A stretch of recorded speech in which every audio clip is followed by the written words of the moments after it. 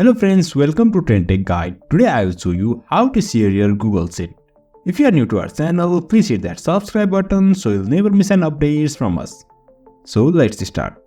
Over here you can see I have one student's data. If I want to share this data with anyone, all I need to do is go over here to this share. And over here you can see here you are the owner of this file.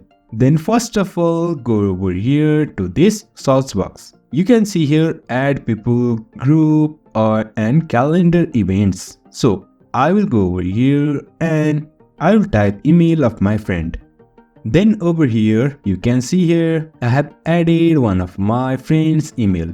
Then over here you can drag this and give permission to view, comment or edit.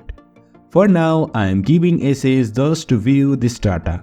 Then you can notify your friend that you have shared this data with them, or you can just uncheck. For now, I am notifying my friend, so I will tap on this notify people and write my message that I have shared students data.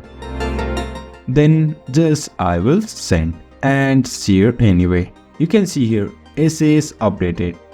Now I have successfully shared my Google Sheet with my friend. So in this way we can share Google Sheets. So if you find this helpful, please like, share and subscribe.